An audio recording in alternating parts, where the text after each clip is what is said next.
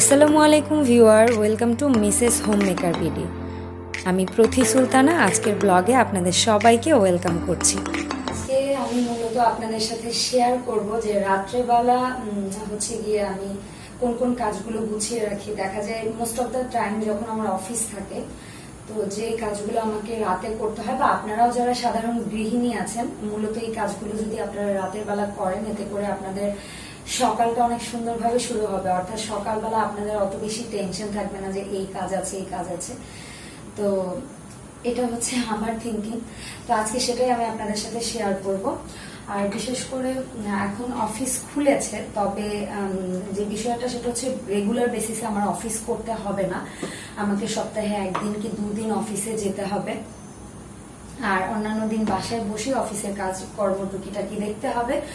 আর হচ্ছে কি বলবো, এটাই মূলত। তো সেক্ষেত্রে যেহেতু আমি আগামীকালকে অফিসে যাব, তো আমি ভাবছি যে রান্নাঘরে এই অবস্থা রেখে তো আর যাওয়া যাবে না। তো মূলত অ্যাজ এ ওয়ার্কিং লেডি হিসেবে আমি রাতের বেলা যে কাজগুলো করি সেগুলো আপনাদের সাথে শেয়ার করছি। তো সকালে হচ্ছে কি আমি নুডলস আর পাস্তা করেছিলাম, তো বাকি যেটা ছিল সেটা হচ্ছে গিয়ে আর তুলে রাখা হয়নি। সারাদিন মোটামুটি একটু কাজ ছিল, একটু রাশ ছিল, তো এই জন্য এখন একটু গুছিয়ে নিচ্ছি।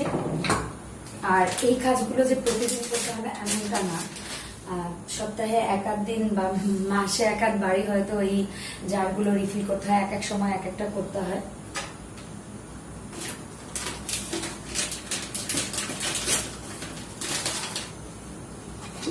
আর আপনাদের দিনকাল কেমন যাচ্ছে, আপনারা কেমন এনজয় করছেন আমার ব্লগগুলো, সেটাও কমেন্টে অবশ্যই জানাবেন। আর আপনাদের লকডাউন খুলে দেওয়ার পরে আপনারা যে যেখানে আছেন সেখানকার বর্তমান পরিস্থিতিটা কেমন সেটাও একটু বলবেন আমার সাথে, কারণ এটার মাধ্যমে আমি জানতে পারবো যে আপনারা কি অবস্থায় আছেন। আর নুসরাত ফারহিন নামে আমার একজন আপু আছেন, সো ওই আপুর ফ্যামিলিতে একজনের হচ্ছে কি এই ভাইরাসে আক্রান্ত হয়েছেন, ওনার বাবা বেসিক্যালি। সো আঙ্কেল হয়তো বিষয়টা বুঝতে পারেননি, দ্যাটস ওয়াই হচ্ছে গিয়ে তার সংস্পর্শে থাকার কারণে তাদের পরিবারের অন্যান্যরাও ঝুঁকিতে আছে।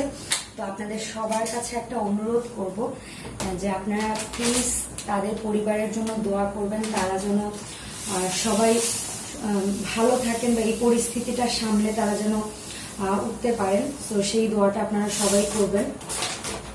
তো আমি এখানে হচ্ছে গিয়ে প্রথমে পাস্তাটা একটা জারে নিয়ে নিয়েছি, চিনিটাকে রিফিল করে নিয়েছি, আর এখন জাস্ট আমি লবণটাকে একটু রিফিল করে নিব।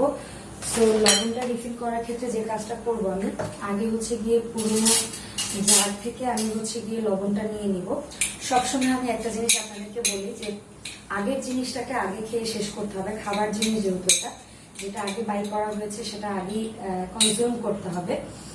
তো সেক্ষেত্রে আমি এই জার থেকে এখানে রিফিল করে নিব। আফটার দ্যাট হচ্ছে গিয়ে আমি নতুন প্যাকেটটা খুলে এটার মধ্যে রাখবো। তো আমি এখন একটা প্লেট নিয়ে নিব যেন আশেপাশে পরে নষ্ট না হয়।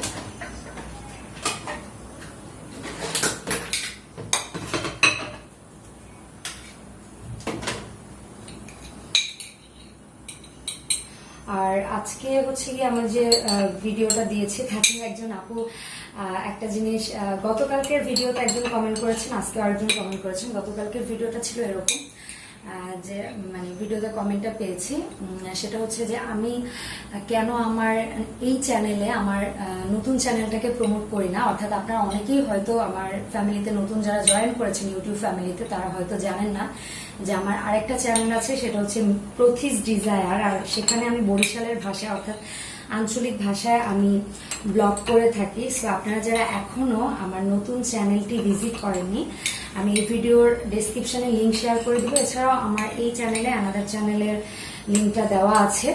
সো আপনারা ওখান থেকে গিয়ে আমার নতুন চ্যানেলটাও ভিজিট করতে পারেন এবং ভিডিওগুলো দেখতে পারেন। আই থিঙ্ক আপনাদের ভালো লাগবে এবং আপনারা এন্টারটেইন হবেন। সো আমার নিউ চ্যানেলের নাম হচ্ছে প্রথিস ডিজায়ার। সো ওটা আপনারা চেক করে দেখতে পারেন, আপনাদের কাছে আই গেস ভালো লাগবে। আরেকজন আপু বলেছেন যে আমি কেন আমার প্রথিস ডিজায়ার চ্যানেলটিতে নতুন কোনো ব্লগ বা ভিডিও দিচ্ছি না। তো সেই জিনিসটা আমি একটু বলছি। সেটা হচ্ছে যে আমি জবে রিজয়েন করার পরে যে জিনিসটা হয়েছিল সেটা হচ্ছে আমি আমার এই চ্যানেলটাতেই ঠিকভাবে ভিডিওটা কন্টিনিউ দিতে পারছিলাম না আমার একটু কর্মব্যস্ততার কারণে। সো রিসেন্টলি আমি এই চ্যানেলে কন্টিনিউ হচ্ছি। তো যেহেতু এখানে কন্টিনিউ হচ্ছে আর এখন যেহেতু একটু সময় পাচ্ছি, আশা রাখি ইনশাআল্লাহ আমার নতুন চ্যানেলে আমি রেগুলার ভিডিও আপডেট যদি না মানে রেগুলার ডেইলিও যদি ভিডিও না দিতে পারি, অন্তত ইনশাআল্লাহ আমার প্ল্যান আছে সপ্তাহে অন্তত 2টো করে ভিডিও আপনারা আমার বরিশালের যে ব্লগিং যে চ্যানেলটা আছে সেই চ্যানেলে পাবেন। সো এখানে আমি রিফিল করে নিয়ে নিয়েছি। এগুলো আমি পেন্ট্রিতে নিয়ে যাব আর যেগুলো এখানে রাখার সেগুলো জাস্ট এখানে রেখে দিব। তো এই যে বাড়তি লবণ আর চিনিটা হচ্ছে গিয়ে আমি এভাবে করে রেখে দিব। তো আমি এখন আবার একটু রিঅর্গানাইজ করে নিচ্ছি।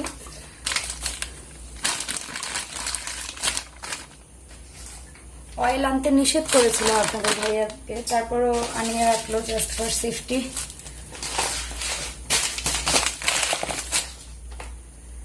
আর এটার মধ্যে আমি হচ্ছে গিয়ে নর্মালি সব ক্লিনিং এর যেমন ডিশওয়াশার লিকুইড, তারপর হচ্ছে গিয়ে ক্লথ ক্লিনিং এর জন্য যেগুলো হয় সেগুলো রাখি।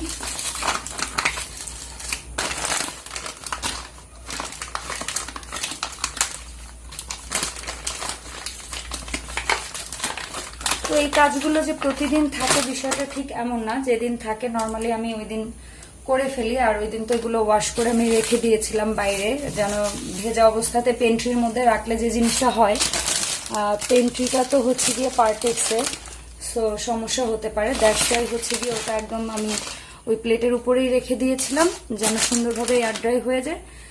আফটার দ্যাট এরকম সময় সুযোগ দেখে তারপরে হচ্ছে গিয়ে রাখা। তো আমার এই বাস্কেটগুলো আসলে তখন আরও কেনা উচিত ছিল, এখন তো খুঁজে পাচ্ছি না, কারণ আমার জায়গার মোটামুটি একটু স্বল্পতাই হয়ে গিয়েছে বলা যায়। তো দেখা যাক, এই একটা বাস্কেট আছে, এটার মধ্যেই রাখি তাহলে।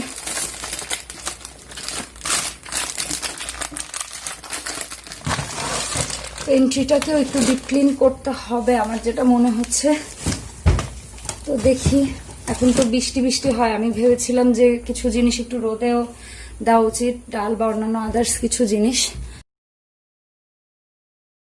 নর্মালি হচ্ছে গিয়ে রাতের বেলা খাওয়া দাওয়া করার পরে যে লেফট ওভার খাবারগুলো থাকে সেগুলো আমি অলওয়েজ হচ্ছে গিয়ে বক্সে করে ফ্রিজে নর্মালি রেখে দিই।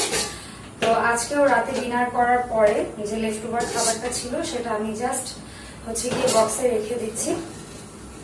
বাসায় থাকা বলে আমি অনেক সময় সকালে উঠেও সেগুলো ক্লিন করি, বাট বাইরে যেদিন যাওয়া হয় অবশ্যই আমি ওগুলো ক্লিন করে রেখে তারপরে যাই। আদারওয়াইজ কিন্তু পরের দিন ওটা ক্লিন করতে গেলে অনেক বেশি হ্যাসেল হয়। সো এই জন্য চেষ্টা করি রাতের বেলায় ওগুলোকে ক্লিন করে রাখার জন্য।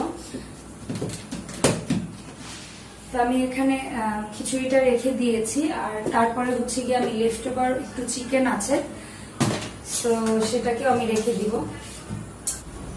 তো আমি এখন হচ্ছে লেফট ওভার খাবারগুলো ফ্রিজের নর্মাল পোর্শনে জাস্ট রেখে দিচ্ছি। এরপরে রাতের বেলা আমি বেশিরভাগ সময় যে কাজটা করি, খুব বেশি ডিপ ক্লিন না হলেও আমি জাস্ট সিঙ্ক ধোয়ার জন্য যে স্পঞ্জটা আছে আমি সেটার মধ্যে একটু লিকুইড ডিশ ওয়াশার নিয়ে আমি জাস্ট চুলার আশপাশটা একটু ক্লিন করে নেই, এবং আমার এই যে ম্যাটটা বেছানো আছে এই ম্যাটের উপরের অংশটাও একটু ক্লিন করে নিই। যে অংশগুলো একদম চুলার কাছাকাছি সেগুলোকে একটু ক্লিন করে হালকা হাতে আমি জাস্ট এটাকে একটু মুছে নিব। এতে করে যেটা হয়, আমার এই বাসায় প্রচুর পরিমাণে পিঁপড়া, সো অয়েল বা কোনো কিছু যদি ছিটে থাকে দেখা যায় পিঁপড়ার আক্রমণটা একটু বেশি বেড়ে যায়। আর অনেকেই অনেক কিছু সাজেস্ট করেছেন, আমি হচ্ছে গিয়ে অনেক গুঁড়ো পাউডার চক অনেক কিছুই অ্যাপ্লাই করা হয়েছে, বাট নাছোড়বান্দা পিঁপড়া এটা যাওয়ার কোনো গতি নেই।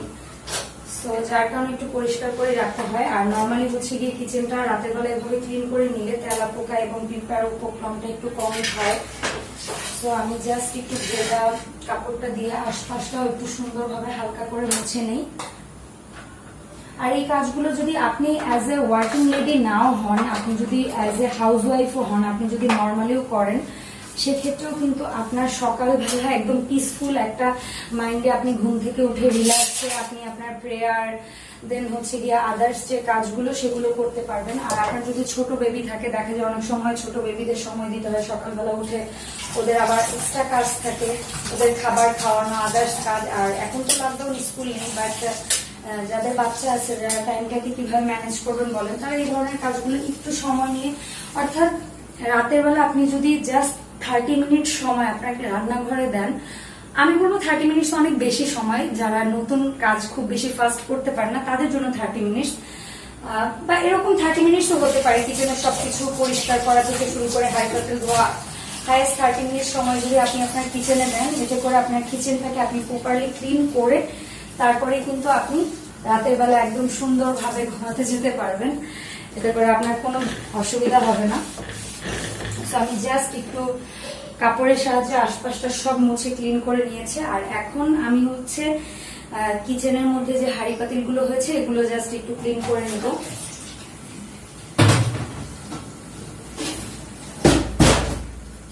আর থ্যাংক ইউ সো মাচ, আপনাদের এত এত বেশি সাপোর্ট পাচ্ছি, এত কমেন্ট পাচ্ছি, এত বেশি ভালো লাগছে আমার ইদানিং কাজ করতে। আপনারা অনেক বেশি শেয়ার করছেন, সবাই অনেক বেশি মোটিভেট করছেন। সো যে জিনিসটা আমার জন্য অনেক বেশি হেল্পফুল, কারণ আপনাদের এই এনগেজমেন্টটাই আমি চাচ্ছি। বিকজ যে কোনো একটা কাজে কিন্তু একটা মানুষের হচ্ছে গিয়ে উৎসাহ দেওয়ার যদি কেউ না থাকে, মানুষ কিন্তু সেই কাজটা করার আগ্রহটা হারিয়ে ফেলে, তাই না? সো এটা হচ্ছে মেইন কথা। তো এই জন্য এভাবে করে একটু সাথে থাকবেন আর আমাকে একটু সাপোর্ট করবেন।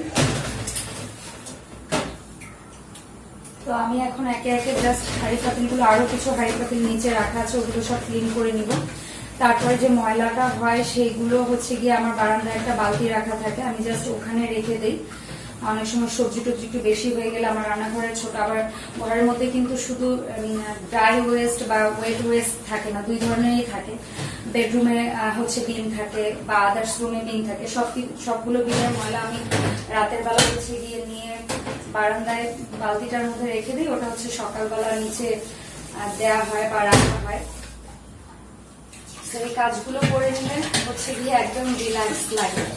আর যদি বাসায় থাকা হয় তাহলে সবসময় হচ্ছে গিয়ে আমি রাতে এত কাজ করি না, চুলাটার আশপাশটা ক্লিন করে জাস্ট যে কি বলবো, যে প্লেট বাটিগুলোর মধ্যে যে ওয়েস্ট গুলো থাকে সেগুলো ক্লিন করে আমি হচ্ছে গিয়ে হাঁড়ি পাতিলগুলো ভিজিয়ে দিয়েই রাখি।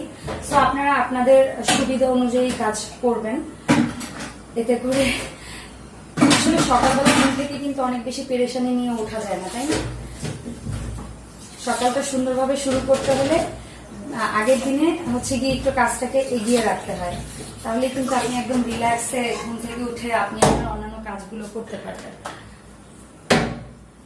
আর অনেকেই এই বাস্কেটটার কথা জিজ্ঞেস করেছেন, এটা আমি কোথা থেকে নিয়েছি। সো এটা একটা ফ্রুট বাস্কেট, আপনারা নর্মালি যে ফ্রুটস কেনেন, সো ওখান থেকে আপনারা এই বাস্কেটটা কিনতে পারবেন। জাস্ট কত 60 to 100 টাকা নিতে পারে হাইয়েস্ট। আর অনেকে জিজ্ঞেস করেন আমার স্টিলের এই যে কুকওয়্যার গুলো, এগুলো আমি কোথা থেকে কিনেছি। সো এগুলো আমি কিনেছি বাণিজ্য মেলা 2020 থেকে, এসটিভির পেভিলিয়ন থেকে। তবে আপনারা এটা এসটিভির শোরুমগুলোতেও পাবেন। আর প্রাইস গুলো জানতে চাইলে আমি বাণিজ্য মেলা এসটিভির ভিডিও করেছিলাম, ওই ভিডিওগুলো আপনারা দেখতে পারেন। আর এটা নিয়ে অনেক বেশি কমেন্ট পাই যে আমি এই স্পুন ট্রেটা কোথায় কিনেছি। এটা একটা স্পুন ট্রে না, বেসিক্যালি এটা একটা ফিশ শেপ ট্রে, যেটার মধ্যে আমি স্পুন গুলো রাখি কিচেনে। এটা সম্ভবত 250 or সামথিং কিছু একটা নিয়েছিল, যেটা আমি আরএফএল বেস্ট বাই থেকে কিনেছিলাম। সো আপনারা চেক করে দেখতে পারেন, এখন পাওয়া যাবে কিনা I am not sure.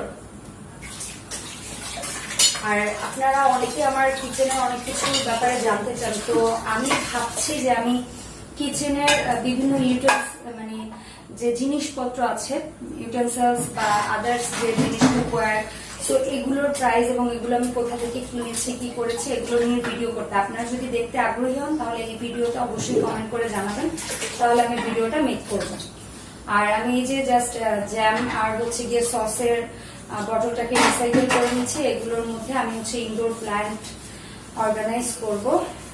So ইনশাআল্লাহ 2-1 দিনের মধ্যেই আপনারা সেই ভিডিওটা পাবেন আশা রাখি।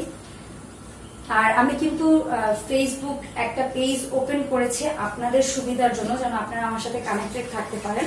তো আমার ফেসবুক পেজের নামও হচ্ছে মিসেস হোমমেকার বিডি। আপনারা যারা এখনো আমার ফেসবুক পেজে লাইভ দেননি, তারা চাইলে আমার ফেসবুক পেজে লাইভ দিয়ে আমার সাথে কানেক্টেড থাকতে পারেন এবং আপনাদের কোনো প্রশ্ন থাকলে, কোনো কিছু জানার থাকলে বা আপনারা পার্সোনালি আমার সাথে কন্ট্যাক্ট করতে চাইলে মিসেস হোমমেকার বিডি নামে ফেসবুক পেজে আপনারা ইনবক্স করতে পারেন।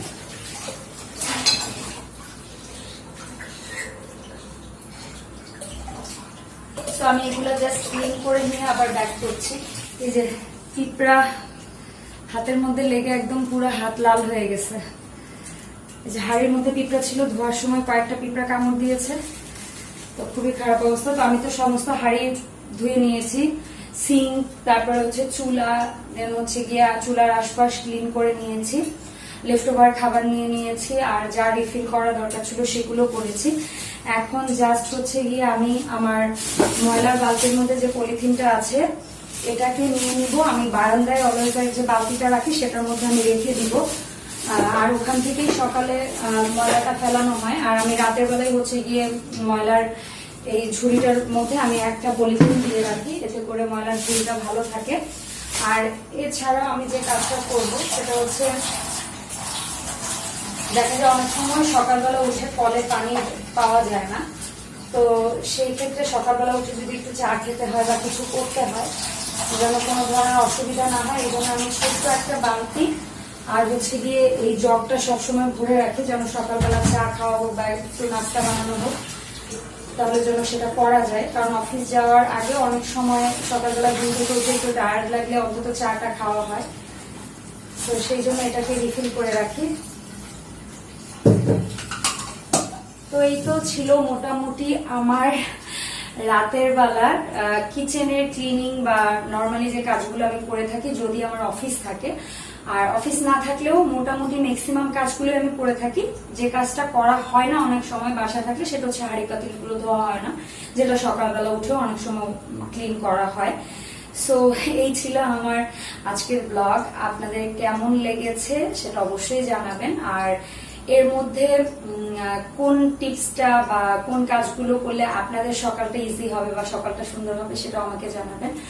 আর চেষ্টা করবেন যতটা সম্ভব রাতে ঘুমোতে যাওয়ার আগে ম্যাক্সিমাম কাজগুলো করে যাওয়ার, এতে করে দেখা যায় যে সকালবেলা একটা রিফ্রেশ মুডে বা ফ্রেশ মুডে আপনি হচ্ছে গিয়ে সকালটা শুরু করতে পারবেন।